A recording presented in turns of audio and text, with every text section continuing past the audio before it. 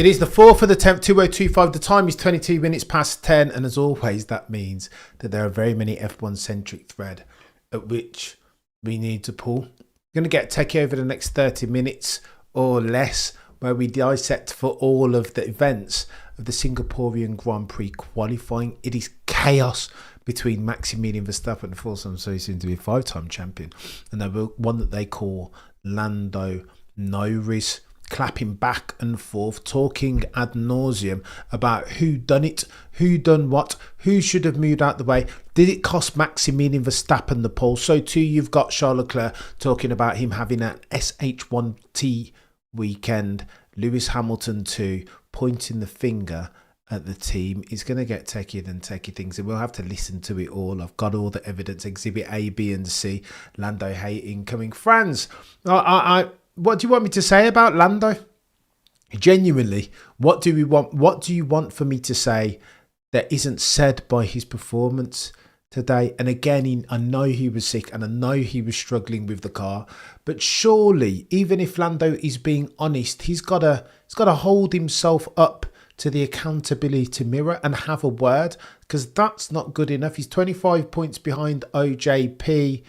And what does that mean? That means that you need performances, you need consistency, and Lando has been anything but. But let's not start with that. Let's start with Max Verstappen, because he was absolutely fuming again in Max Verstappen's mind. Maybe he wasn't close enough. I have it within 1.5 tenths of George Russell's ultimate pole, which, by the way, is God tier. And it's a pity that we won't be talking about this, because it feels like a coming out party of sorts for George Russell. The rumour, word on the F1 curb, is that George is about to get himself a contract, and then it will be announced tomorrow morning, potentially Singapore time, lest we forget that they're quite close to Petronas, aren't they? And Petronas is the title sponsor of Mercedes, so it all fits together very nice and neat in a PR jigsaw puzzle of sorts. However, Norris, I mean, come on, Z, what's going on? Here's what I just went back and looked at the multi-viewer timings.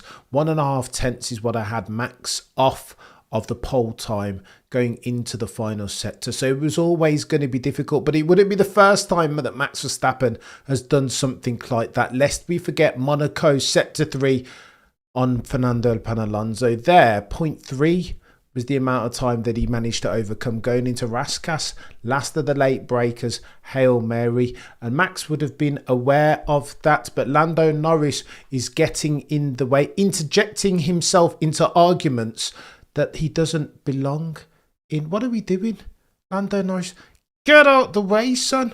This is the sports etiquette thing to be done. You know, Lando, you always talk about, I want to be a good person more than I want to be a champion. That's living a good person, and being a good person and living a good life has always been my first priority. You said that, Lando, not me. And not him, not anybody else. Those are the words that came out your mouth.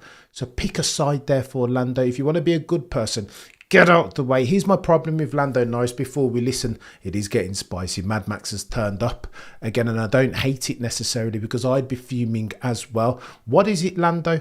Are you a baby face or a heel? Which one? A good guy or a bad guy? Because you can't be the Joker and Batman simultaneously. It doesn't work. Those two things don't exist in the same space. No, they can't, unless you want to break the space-time continuum. It doesn't work, Remco. To be fair, Max had reason to be miffed. According to F1 TV English commentators in a post-quali show, Max would have beaten George by a tenth if not for Lando's dirty hair. But that's right. Oh, the humanity. So I went back and looked at it, Remco. And I had, to be fair, they're not the only ones that are saying this. Mark Hughes said it would have been super close, but for Lando's unnecessary intervention impinging upon the progress of Max Verstappen. Max too said it would have been closer. We'll listen to those sound bites in a minute. I looked at it and I had Max was 1.5 tenths up. Now, maybe he outbraked himself into the final couple of turns because of Lando's dirty air. And Max Verstappen said as much. I just think it's techie. We'll never know ultimately. And that's a shame, because your boy had quite a lot of money on Maximilian Verstappen, which gives me even more reason to go scorched earth on Lando Norris. But surely, Lando, at this point, mate, you got to pick a side. Do you want to be a racing driver and a champion, or do you just want to be an also-ran, another Jean Alazy? When all is said and done, Lando, do you want on your epitaph, as far as your F1 career, to be written, here lies Lando Norris, the place of unfulfilled potential. He was good, potentially great when he had his Weetabix, but he didn't have his Weetabix often enough. Now, Lando talks in a minute and he says how sick he was, and it wasn't a good weekend for him. The car didn't speak to him, was a bit understeery, that he wasn't front end enough, and their rears were wearing out. But bloody Nora, what are you doing, Lando? Every single time I pick up my head, you've got something else about which you want to complain. But in the first instance, Max Verstappen had some things to say when he was being questioned in the immediate aftermath of qualifying with the top three, the other top two being Oscar and George. David Coulthard asked him, about whom were you speaking when you talked about being hindered? Here's what Max had to say.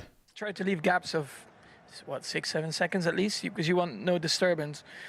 Normally, of course, in Q3, you don't see a car, or unless you're on a different program. But I think around here, it's quite clear what you want to do. So you leave quite big gaps, everyone. But then, of course, sometimes it happens on a street circuit that people are bored, make mistakes. So yeah, when you then get a car 2-3 seconds in front of you, I mean, you need every kind of clean air that you can have on a Q3 lap, especially because you're fully on the limit with braking and everything. And I lost a bit of downforce with that, so I went straight on. That's it. So that's Max Verstappen responding in the presser. This next one is Max Verstappen in the first instance having a cheeky chat with GP, who said in that instance that you had your friend to blame for that. He didn't get out the way. He didn't do the good thing, the social good thing that Lando Norris so claims to represent. Roll the clip. Yeah, you can thank your mate for that. I like PT.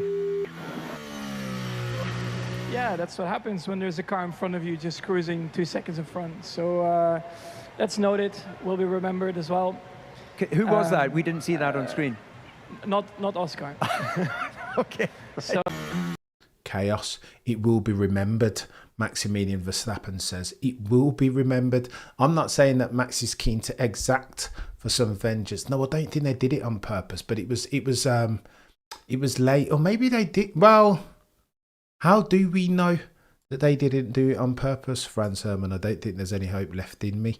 Lando is so clueless sometimes. He's just tone deaf each and every single time, saying, "Oh, it's chaos." Get out the way, Lando. If you are who you say you are, then cool. If you are Michael Schumacher and have Michael Schumacher in you, then be open and honest about it. Lean into it as a heel. Therefore, you are not a baby face, one or the other. And this is why it's confusing, right? In 2025, where it's the era, the attitude era, as far as sports personalities are concerned. This is why people warm to the heel, why people all around the world, per Chris Harris on Cars podcast, are starting to understand who Max Verstappen is. He's fabric. He just wants to race. He cares not for the trimmings nor trappings of fame and glitz and glamour, superstardom. He doesn't care for it, shuns it quite deliberately. And the reason why that's important, because per Chris Harris, not my words, that's why people love Maximilian Verstappen all over the world now, because he is what he is. He only has one gear. He wants to be a racer. Of course, he's flawed and he's going to do some questionable activities, automotive pugilism on track, Barcelona this year, but he is who he is. He's a racing driver, full stop, new paragraph. Lando, however, is a more complex character, and I still don't know. As long as I've been watching Lando Norris, aka Dustin from Stranger Things, I'm still not sure who that dude is, particularly over the past couple of weeks when you hear some of his sound bites. And now this race weekend, here he says a couple different ones, eh? Look at him. In response to Max and GP saying that you've got your mate to blame for that he potentially cost you the pole to one King George Russell. Here's what Lando said. They always complain. They complain about everything. That's Red Bull. That's as may be, Lando Norris, over the past 48 hours, all I've heard from you, young sir, is complaining. The car's not where I need it to be. I don't like the handling dynamic. It's not on the nose, or as on the nose as I would like it. We're losing the rears. I don't know where the pace has gone. Our durable competitive advantage is nowhere to be seen. Therefore, I feel sick. I'm not very well. Every single time Lando Norris opens his mouth, Michael, it's the next piece of complaining that I'm hearing from him. Lando going to look real bad in the fastest car at the end of 2025. Next year is my year, says Michael. Do you remember this, Lando? Next year is my year. That's what you said at the end of 2024 at Abu Dhabi. Next year will be my year. Do you remember when Zach Brown says, we've had Lewis, we've had the Michael era, we've had the Ayrton Senna era, now we are heading into the Lando Norris era. How stupid can one person look based on the most recent evidence? It feels like Lando's doing everything in his power to sabotage himself, that he's not keen for this, that he's not invested in the Drivers' Championship like an Oscar is, or a Max, or even a King George Russell of Kings Lynn Norfolk. There are levels of commitment here, and I don't think Lando is there alongside those boys. And again, I'm not close enough to the circumstance to talk so definitively. Of course I'm not, but I've got to judge Lando on his merit, on what he gives us. And then you get this. Only seconds after saying that they always complain, Red Bull are always moaning, Lando Norris goes and gives this interview. Roll the clip. Good place to be feeling poorly. No, if there's anywhere you don't want to be poorly, it's here. So I'm better today. Yesterday and day before, struggling a little bit. It hit me pretty quickly, but it also went away relatively quickly. So I'm probably not optimal, but no excuses for today. Certainly the one where you can sweat it out anyway, isn't it? Sure. This one. Talk to No excuses for today. Not feeling very well. But you were feeling fantastic earlier on, weren't you, Lando? When there was no pressure and you were putting in all the purple sectors. Do you know what I mean? This is not anything new from Lando Norris, if we're being honest. Every single FP1, 2 and 3, he looks like the quickest driver that you've ever seen in Formula 1. But when there's pressure and circumstance, when the rest of the teams dial up their engines, all of a sudden he's nowhere to be seen. Even OJP beat Lando around Singapore, a track around which Lando is supposed to be an expert. So what are we doing here, chat? It's chaos. I don't want to go scorched earth on Lando, but he leaves me with no choice. I am frustrated with the chap. He's like the genius kid in class that doesn't pay attention, but he's got to start paying attention because there's another kid in class now who's every bit as intelligent as he is. No, says Michael. Remember Lando getting hand-gifted a win from the FI in Silverstone? I know.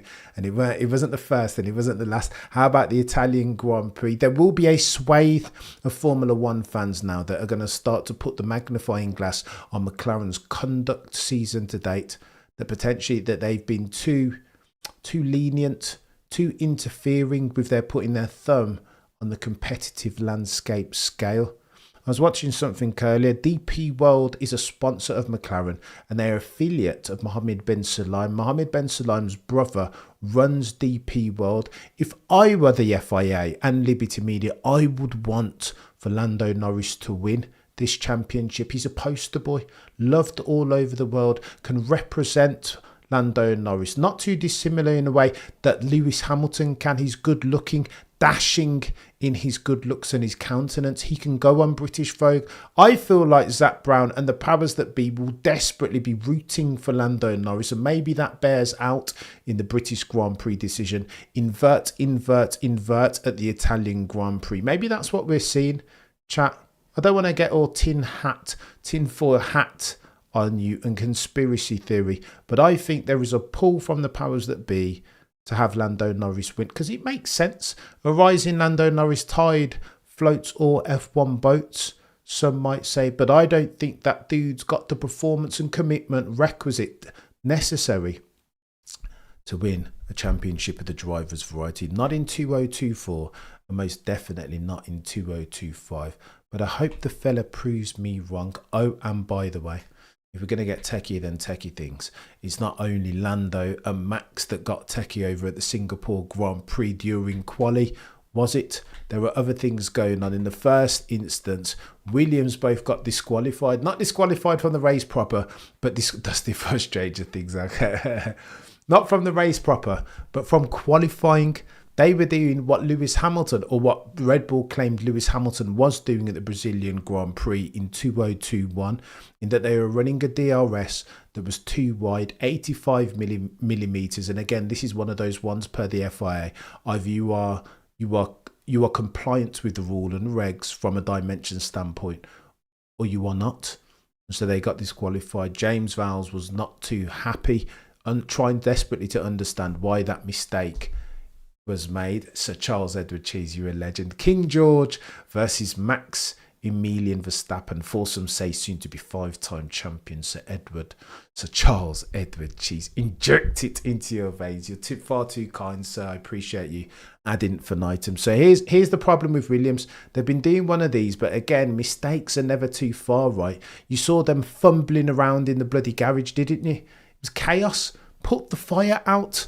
Alex Albon's brakes are smoking. What are we doing here? Not absolutely nonsense. Lando crashed his F40 and blamed his friend. It wasn't Lando, Michael. I'd go along with that, but I would be an abbot of unreason. I know that it wasn't Lando. I think it might have been his father, Sir Charles Edward Cheese, by the way. Grateful ad infinitum, and I make no apologies for labouring that point, sir. Far too kind. But Williams, I mean, they are doing bits. Oh, Williams. They are doing bits and they are improving. What's the bloody stat that they've scored more points in this season in 2025 than they have for the previous 6 cumulatively, or something crazy like that? Of course, they're doing one of these by dint under the aegis of Carlos Sainz's God-tier level feedback and Alex Albon, now enhorabuena. He's had his Weetabix and he's coming along. That's why apparently Red Bull and Charlie Mividra are desperate to steal him. But yet and still, they make mistakes. Nodding mistakes, and it looks bad. They've come to this Grand Prix and they're meant to be brilliant around short corners of medium duration, low minimum speed, and then they bottle it. Not a good look for Williams. Oh, and by the way, if we're talking about other teams, Scuderia Ferrari, what are we going on with here? Lewis Hamilton has done one of these. You know, when Lewis isn't too happy when he starts talking about them, a Scuderia Ferrari. What do we do, Michael?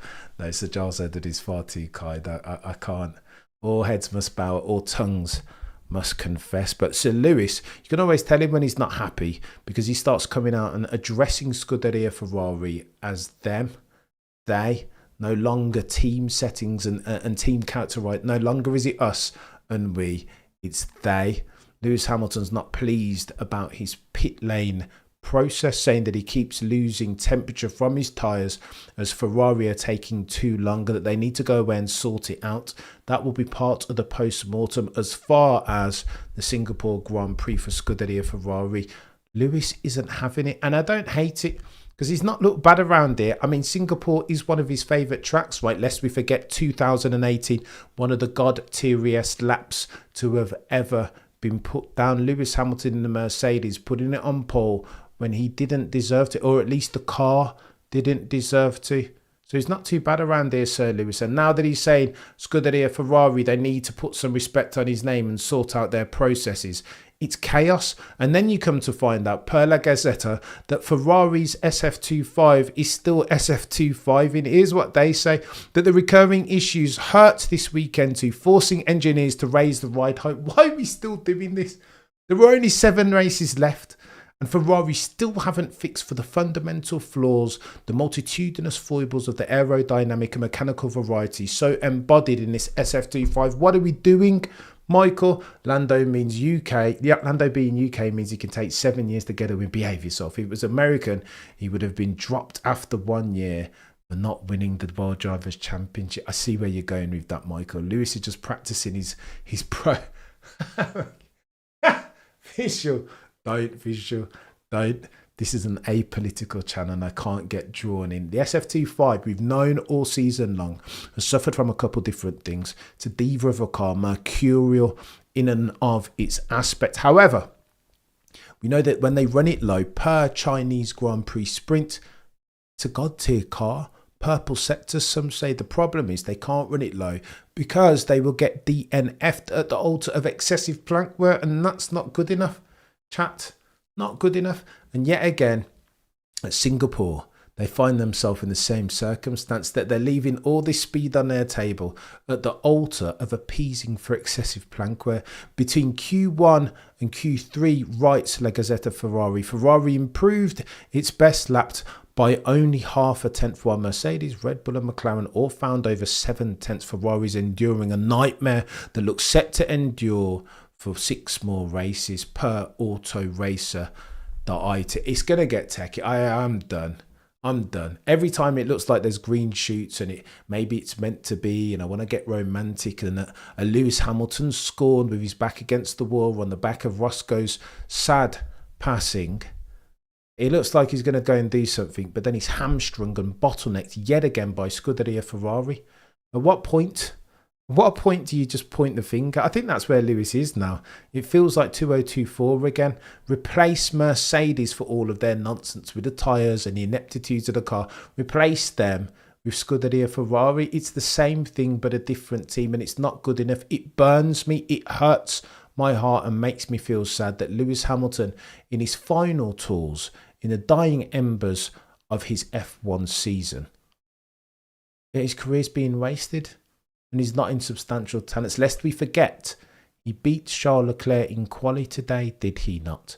Charles Leclerc came on the radio and said, this has been rubbish, an SH1T show. Charles Leclerc's words, not mine. And that tells you all you need to know. If Charles struggling, then there is struggle around Singapore street circuit that has been pole on twice already.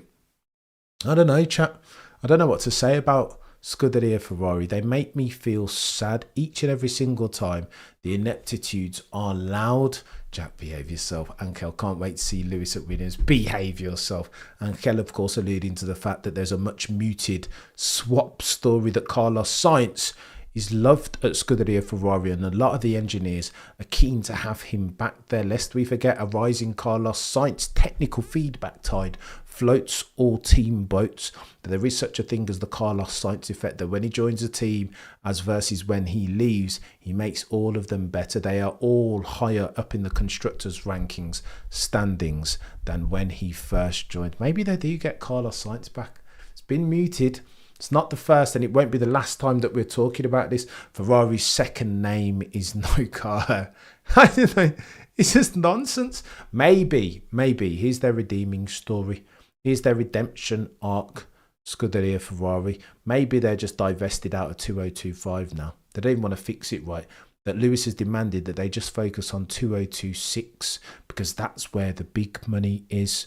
Potentially, that's where all the gains of material consequence are for Scuderia Ferrari. Imagine they build a God tier car and a God tier power unit, as is being rumoured in Middle England, and then Lewis Hamilton, sans ground effect circumstance, can get his aggressive braking on and super aggressive on turning to the apex, because it's a different rule and reg spec. We know already that Lewis didn't blend well with this ground effect spec of cars, so maybe he can get it going next year in 2026. Maybe. Didn't Ferrari give Sainz? Yeah, they did give Sainz a brand new car, an SF90 if I recall. Not a bad vehicle. They loved him. They did love him. The Ferrari engineers desperately wanted him. And there's something that's going to come out over the next couple of weeks about Lewis Hamilton's treatment at that tier. I don't want to break any news just yet, but watch and wait with bated breath. Let's hope Mercedes tie give up before Max's. So go on then, let's talk about this.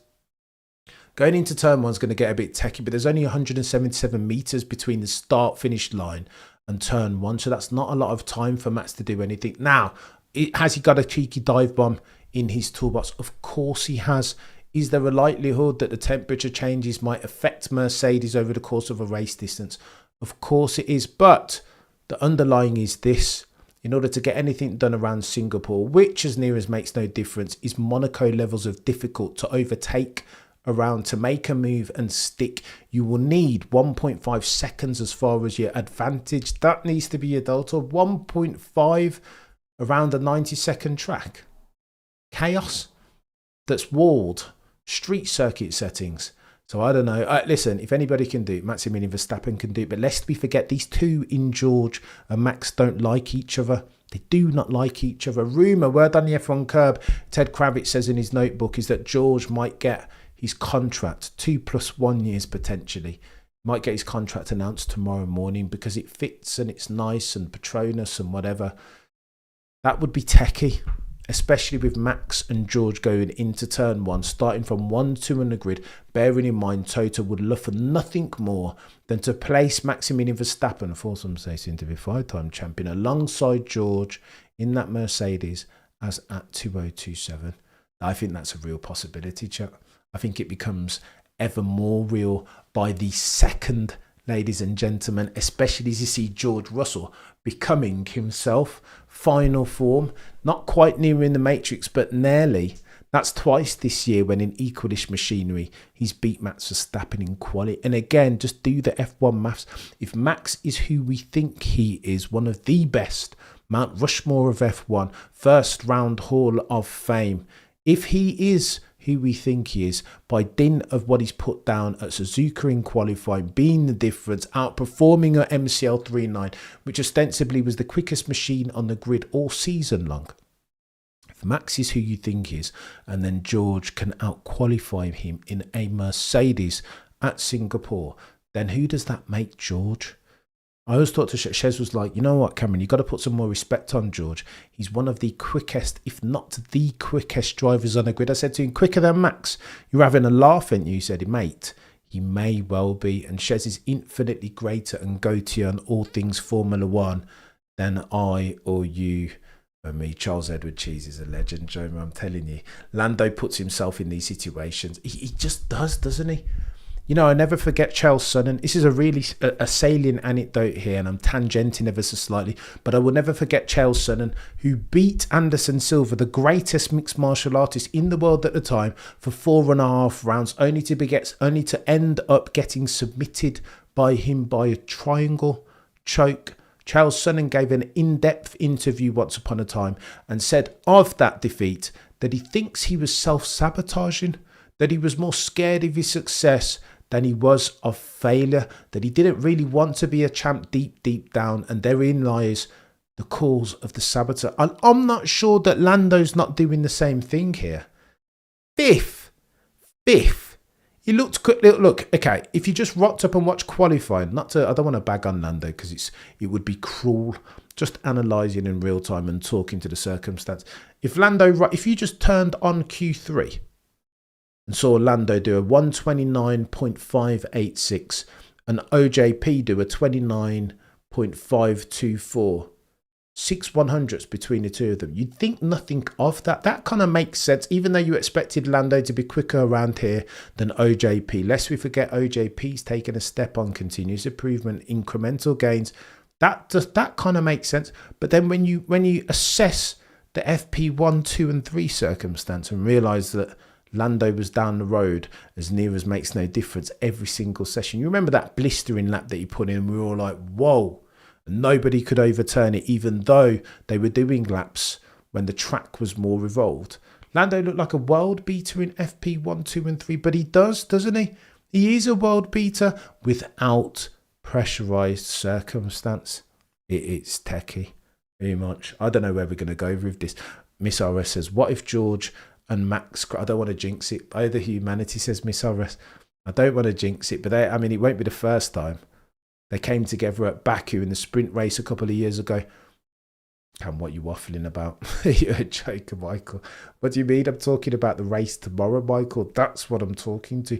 Lando and Oscar championship fight is so boring that we need a number 3. So here's the point. I'm rooting desperately for Max and George to keep Lando and Oscar in particular. As much as I love Lando Norris, as much as I love Oscar Piastri, his forensic car placement, etc. He's so stoic, mental fortitude, unwavering, almost Mr. Consistency. 44 races back to back he's finished.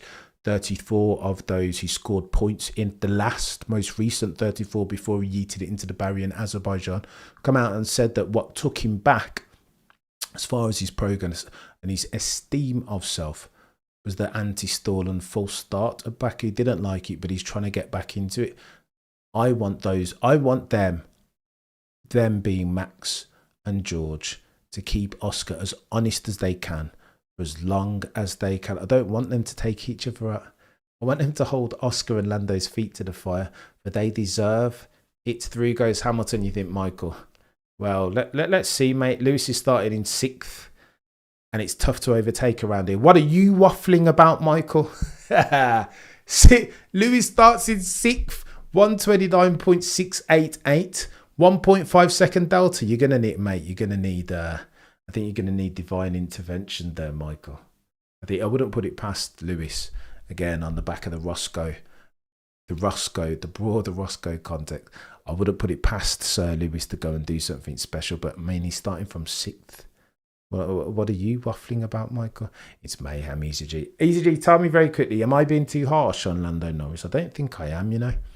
I expect a lot for him because he's that good.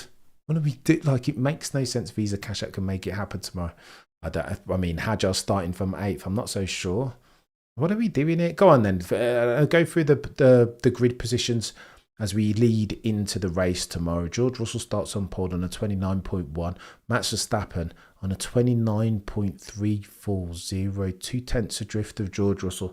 And a lot of that's gained in sector 1. A god tier sector 1 when you watch the onboard from George. He's not bad, that George fella. I think we all need to start putting some respect on his name. Piastri in 3rd on a 29.5. Antonelli on a 29.5 in 4th. Norris on a 29.6. It's going to be interesting. Russell will cut the first corner to avoid contact. He's going to have to go super defensive because if he knows already, George, that if he gives Max a whiff, he will be up the inside quicker than quick things. He will go for it and he won't hesitate. But overall, you know what? I've got to give. If there is one thing you take away from this soliloquy, is that we need to put some respect on King George Russell's name, right? Lewis is winning nothing this year. F1 has no instant gratification pass, but bloody Nora, Troy. Go easy, chap. I don't disagree with you, mate, but you're going hard. I'll tell you what the problem for Lewis is. Now, he's the least winningest debut F1 driver to have ever raced for Ferrari. There's no driver in F1 history who's raced for Ferrari in their debut season and gone longer than Sir Lewis without a podium. So Winter did a great pilot. Yeah, no, he's not bad for sure. I've watched it, tuned in. Yes, you are too harsh on Lando, but secretly you want him to succeed. Mr. B, I want him to fulfill his potential. He's not a bad peddler, Lando, but every time I hear him and see him, lest we forget, in summary, Lando was the one who said, it was my year, it will be my year next year at the end of 2024 when he won Abu Dhabi. It was Lando that looked Lewis Hamilton in his face and said, you've got the quickest car. It should be easy. You should win every race. You've only got your teammate to beat. That was Lando saying that. It was Lando that recently said, my priority isn't the Drivers' Championship. It's being a good person and leading a good life. It sounds nice on paper, but which one of the drivers in F1 history, it's 75-year history, could you imagine talking like that? Oh, wait. This is a non-rhetorical question. None of them is the answer. Lando's the one who says that it takes all different personalities to win races and therefore championships, and I'm going to plough my own furrow. These are Lando's words, and they sound good on paper, but bloody Nora, when it's not working, surely you've got to pick up the phone to Nico Rosberg, man who wrote the book on how to overcome a material natural talent deficit, to Lewis Hamilton in 2016. Nico Rosberg dropped you a message. Have you picked up the phone, Lando? No, you haven't, because you're not prepared to pay the tax requisite to win a championship in 2025. And that makes me sad. All of Lando's not insubstantial potential is going to be left on the cutting room floor at this stage. And it makes me very sad. 30 million a year for Lando, 30 million a year for Oscar Piastri. Only one of those two I think is worth it if we're talking about delivering upon not insubstantial potential. Gonna get techie things tomorrow. We go live 30 minutes before race. Cam, what's your thoughts on Lewis selling all his cars? See, Michael. Oh, Michael, you draw me back in. I think it's a bit of a miss, I'll be honest with you. I think it's a bit of misdirection. Lando's dad was loaded when Lando was growing up. It's never been all or nothing for him. I get your point. There is privilege, but they weren't. Yeah, I don't know, visual. It's techie to get into that. Michael, to your point about Lewis. Lewis has been saying a lot of late When they asked him earlier on in the season, like, you're doing a lot of things, you've got all your philanthropic activities, all of your altruistic stuff going on. Are you going to have time enough to focus, on winning your first for Ferrari and your eighth drivers' championship title?